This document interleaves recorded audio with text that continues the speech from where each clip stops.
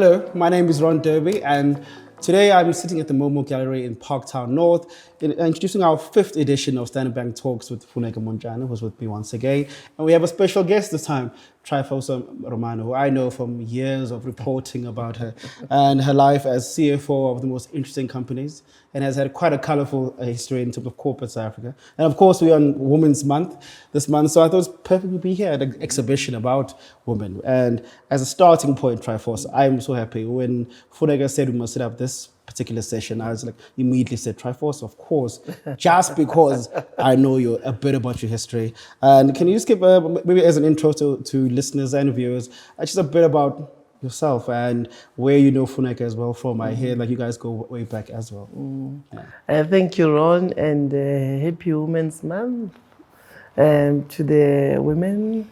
And thank you, Funeka, for inviting me. Tryphosa, my name is Marona. That's what I'm known at. And I was named after my grandmother. And because I'm named after my grandmother, nobody wanted to call their mother by the name. So as a result, everybody, when they came to the house, it's like, this is our mother, Marona, Marona, Marona. So then that became my name. Born and bred in Mamelodi.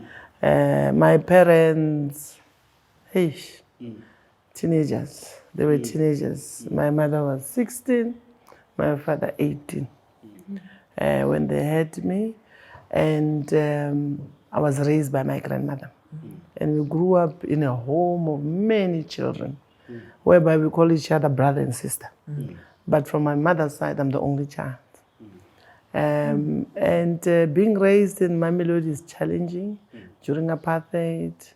And I went to, I attended school in Mamelodi and then went to UCT. And the reason I went to UCT, I wanted to be far from home. Yeah, I remember Mamelodi University of Pretoria is just around the corner. Yes. And it's cheaper to be there. But I said, I need greener pastures. So I better be away from home. Then I went to UCT. My brother, who's his mother and my mother are sisters, I call him my brother, is the one who encouraged me to study to be a CA. Because he realized I was so passionate about finance.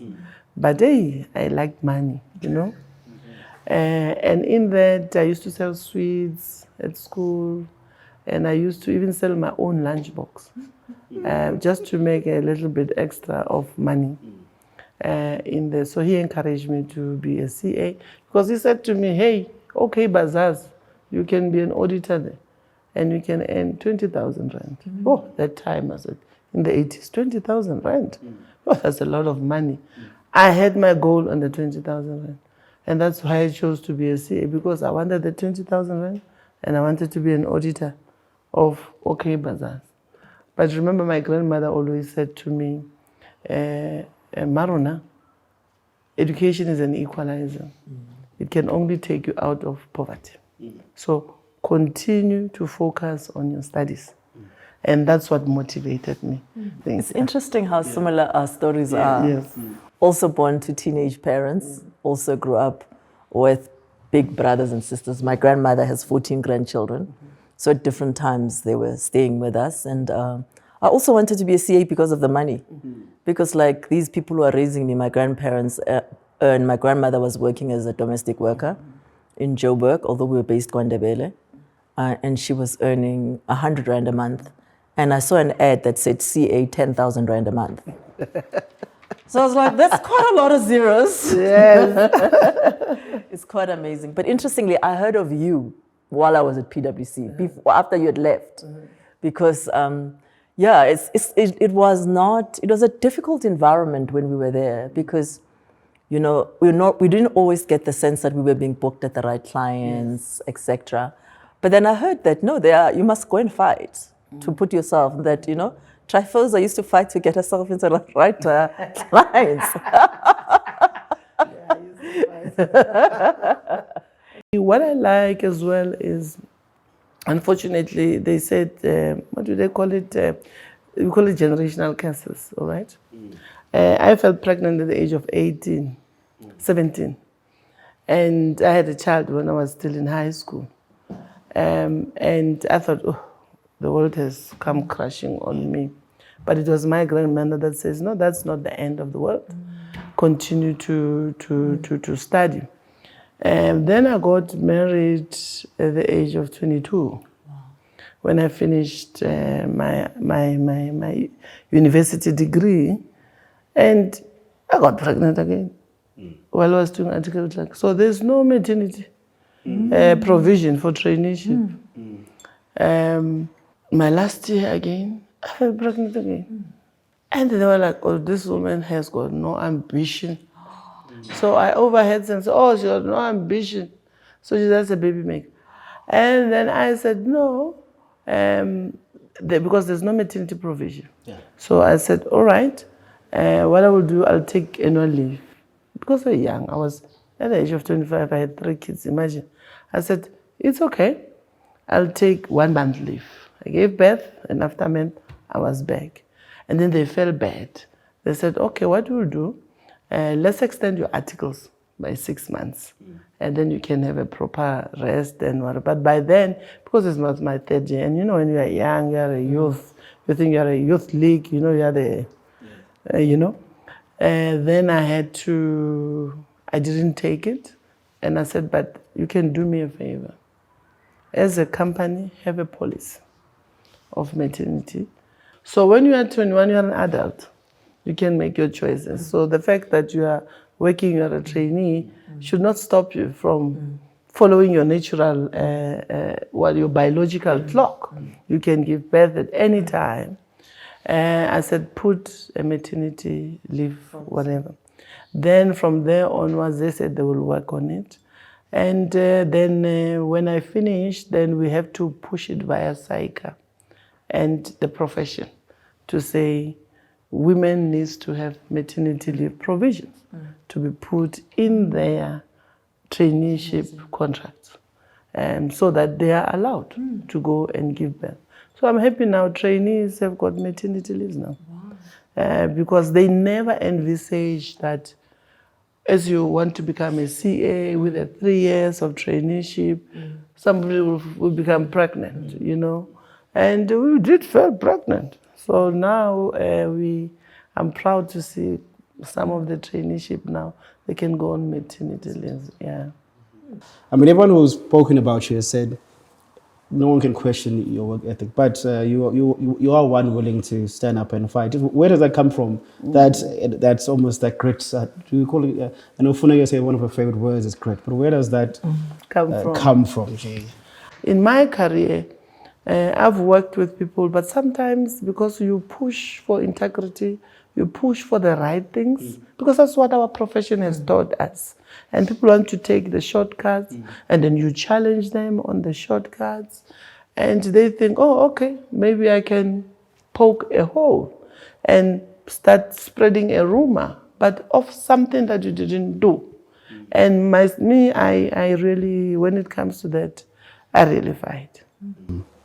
It's an interesting, it's an interesting dynamic, because I guess maybe the question is that, do you feel like there has been a price to pay for that? In a sense that, I think that, you know, women are expected to be nice, you know, and which is strange sometimes, because sometimes when you're being nice, you are also being called timid. Yeah. So there's this fine line that you need to walk. So I think you've obviously walked a very different road. So what has that been like? You know, what are the aftermaths? I mean, will you do it again? If I were to do it again, I will do it again, over and over. Because the war zone is becoming bigger and bigger for women in this country. And we cannot allow that, and especially the young ones. They're expected to come and be timid and be nice and beautiful. And then if you are quiet, you get the promotion. But if you talk, they say, oh, that one talks too much. You know, I had situations, oh, no, don't get Tryphosa on that board. Oh, you're going to regret it, because she's going to challenge you, all right? But that's what we want. If I was a man, they were going to say, that's the right person that you need on the board. She's got grit, it's got grit, understand and principled if I was a man. But because I'm a woman, people will say, oh, no, please don't bring her here. All right? Those are the aftermath. But unfortunately, because 30 years of democracy is still young, all right? It's still young, it's still in its youth. We have to continue with this. Unfortunately, we will bear the brunt, we will pay the price, so that the younger ones that are coming behind us, they're going to be the beneficiaries of that. But you mustn't feel guilty or beat yourself up about it. You're destined to that, and you have been put into that position for a reason. And don't ask questions about it. You just go with the flow. There will be those that will recognize your good intentions and what you are about, and they will appreciate it and recognize it. But if others don't recognize, don't beat yourself up about it. You are there for a reason, and you have to chart the way. How thick must your skin be, Funeka, just in these boardrooms that you are in? I know Tryphosa is out of these boardrooms for now. Well, I know you start your own consultancy, but how thick, Funeka, must your skin be? Yeah, I think that, I think I went through all the different stages that you talk about, the stages of likability, etc. And then because I've got this network of sisters, many of them, same age group, we started to notice that we're all getting the same feedback. Since we're all in the same different environments, we realize that this is not a personal feedback, and it generally says you are emotional and controlling. And I think that the minute I started to realize that, I realized that actually this is not personal. And that's what actually made me grow what they call a thick skin. You don't have to be bothered by things that are not personal. I mean, that is actually a sexist statement.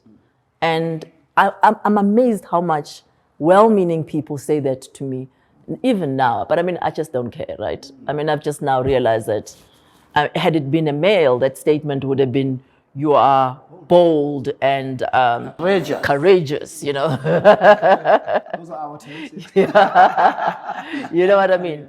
So I do think that it's important to know, it's important to be open to feedback, but it's also important to know when feedback is not personal, when it's a gendered feedback, so that you don't, because it's up to you to filter what comes through. You must be open enough for it to, almost to put it in the parking lot, but then whether it comes into the house or not, you have to apply like really good filters of that. So for me, I think that's why the work of mentorship is so important, because when you're alone, you don't know that.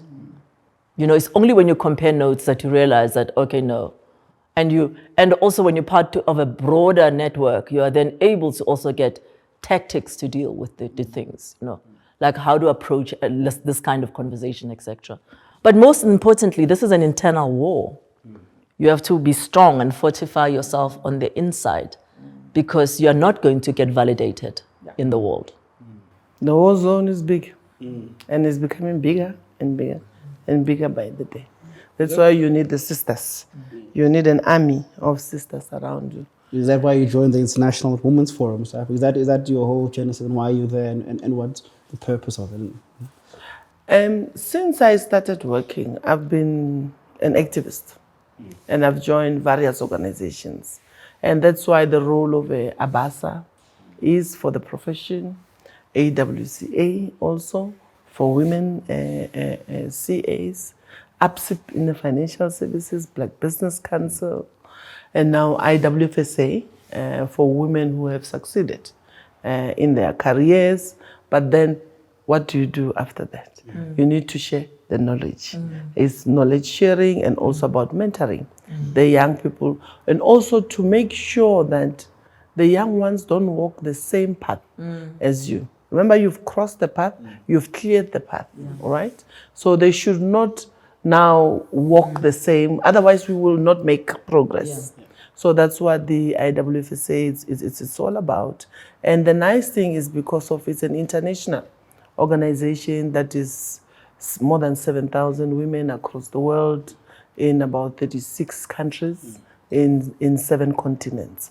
So that knowledge sharing is there across the board. And you find that women face the same issues. Yes. And whether you are black or white or whatever color of your skin, we face the same issues. But it's all about the tactics. Yeah. As Funeka said, the tactics about how do you approach it. You know, when we were young, sometimes we didn't have people to go to quickly to say, help me, I'm dealing with this situation. How do I deal with it? Because remember, even the generation that comes before us, we're in a young democracy at the time. It was for the first time even they themselves are being in boards. And they don't know how to maneuver around these issues in executive position, etc. So you have to learn as you go. Diversity is very important because we're able to bring different skill and different thought processes and that empathy that normally they don't teach you at business school in the boardroom. So you need that diversity that in the boardroom that is very key. Is that why Standard Bank, Funeka, have supported IWFSA? Absolutely. Particularly that, the young leaders chapter. I think that, as you know, the biggest thing that we stand for, I mean, there's a lot of good to be done in the world, but right now, what we stand for is this idea of a continent that's rising to capture that energy of rising disposable incomes and making sure that Africans can become investors, not just consumers. So we stand for creation and growing and passing wealth to the next generation. And that wealth is not only financial wealth, it's also this type of wealth of a network. But more importantly, we are very passionate about the conditions that gives rise to that growth. And one of them, obviously we talk very strongly about education, but the network, being part of a network is one of the biggest unlockers of that journey. One of my favorite poems is a poem by Tryphosa Ramano. It's called Returning to Kindness. And the last line, it says, I will return to build crossing paths over waters that should have had bridges. And that's what's happened to us, is that we've crossed waters and just like on our feet, swimming, drowning, but those waters should have had bridges. So for me, that's what that Young Women's chapter is. It's about building bridges so that we can make it easier for the next generation. And that network, that access, is part of a broader journey of our continent rising. So you have to put the right steps to make sure. So that's what Standard Bank is passionate about. All right.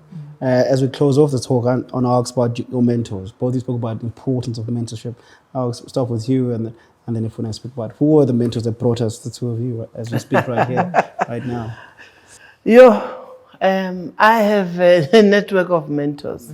Some of them, they were not even aware that they were my mentors, It was like sisters in that you had your Maria Ramos, your Gloria Serobe, your Leseja, Khanyago, your Pakamani. Sometimes I also focus on peer mentorship because you talk about your problems and say, but this is what I'm experiencing. And sometimes they say, hey, let your emotion a little bit on check, and then you try and do things in a much more mature and really in a way that you're humble, right? You had your Munhla who were also my mentors, and I have learned a lot from all of them. And I remember when I was in the boardroom at one of the entities where there was real drama and real turmoil. As they were deliberating in the board and there was this negative news coming out, all the female board members, they had to check on me. And I remember one said to me, be quiet, don't respond, don't respond. And because they knew that, Tryphosa is going to fight, she fights for her rights, she fights for everything. And this fight is drawing her into the street, all right? And that's what they want. They said, don't fight, let us do the fighting for you. And those are your your mentors and even your bosses. But they're there to say, now this war, because we understand the war zone, the war has been declared, and against this woman, and it's not only her, it's against black women. So as a result, we are going to stand up and fight for the rights of these women and to protect them. Because if you can destroy her, you are destroying the whole generation. And remember, we are mentoring the young ones, and every time that is why we have to put ourselves in check, so that these young ones are watching, if they can do that to Mam Tryphosa, who are we? And people don't realize that there's a whole lot of them that you'll be actually be destroying. And that's not what the country actually wants. And that is why it's so important for us as leaders to always be in check on ourselves and checking on each other as well, so that we are able to say, are you okay? Are you doing okay? Let's have coffee. Because we are not good at that as black people. We are not very good at that. To go and check with each other and have coffee. We are always on the run. It's deadline, it's a boardroom, it's this and this and this. So it's very important to always check in on each other and be able to support each other over and above the work environment. But also in that kindness as well. What I've learned also from my mentors is that you must do your work. And this is what I always say to the young ones. Just don't come late at work or in meetings and your work is shoddy. That, no, I do not tolerate. You must call them to order in that. They must do their work, but even though you are kind, you know you're going to embrace them. Because sometimes they confuse it. But the other thing is that I have learned is that, remember South Africa, the socio-economic issues are big. Oh, they are really big. And you find yourself, you have this young lady who's bright from rural areas, maybe grew up in a child-headed family, you know, and then you are expecting her to perform at the optimal level like everybody else, but you know that this one has to actually take care of even herself emotionally, was not allowed to be a child, all right? So we find ourselves navigating around the complexities as you mentor these young people. Then you need a little bit of psychology around it to assist you, because of we don't come from the same base. You have to become a mother, you have to become the boss, you have to become a mentor. So it's too much that is actually being asked of us, but we have to embrace that complexity around them. And that is why the intergenerational conversations are very important. So we need to have those conversations between the 80-year-old, the 60-year-old, the 50-year-old, 40-year-old, those intergenerations, so that we can understand what is a golden thread that will actually make us to be successful. The resilience probably on the 80-year-old is not the same resilience maybe that we should be adopting for the young people. Yeah. Maybe we need to change the tactics, which goes further to what you were saying. And that is why to continue mentoring is very important. That's why I like what you supported on the Young Leaders Connect. We said to Funeka, please support us. We don't have capacity for the next 3 years. This is done, all right? Because she understands the importance of that. And we should actually continue. Everybody else, if you are in a leadership position, please don't forget where you come from. Please remember the socio-economic issues of this country with youth, 60% being unemployed, really needs all of us collectively to be able to come up with solutions around that. And that is why I like what Funeka is doing with the Young Leaders Connect. I've had a lot of mentors along the years. And I would say I put them into 3 groups. Firstly, my big sisters, and Tryphosa is definitely one of them. And they're tough on me. Hey, you know, it's like, why have you been? Why haven't you said anything? We hear you've been going through a difficult time. So I do. So I've got lots of big sisters who look after me, and I'm very honored by that, because I think what it does is that it's exactly what you said earlier. It's people who will take on some of your battles, because, you know, I didn't know that you don't have to fight all your battles. I didn't know that you actually can have a network of people who care for you, but who also hold you extremely accountable, and who also make sure that you understand that this is not just for you. It's actually ultimately about the ecosystem. The second group is my peers. And yeah, the people that I grew up with. You know, when I came to Joburg from Gwandebele, one of the things I was worried about is that, particularly when I started working, is that I have no connections. Yeah. Because I just looked around, everybody seemed to be connected to everybody, you know. But now, the people I went to school with, I mean, Mary Villagas is the CEO of First Rand, you know. And this is a girl that was with me for the last 28 years. Tsagani. It's like a huge, you know, the Auditor General. Yes.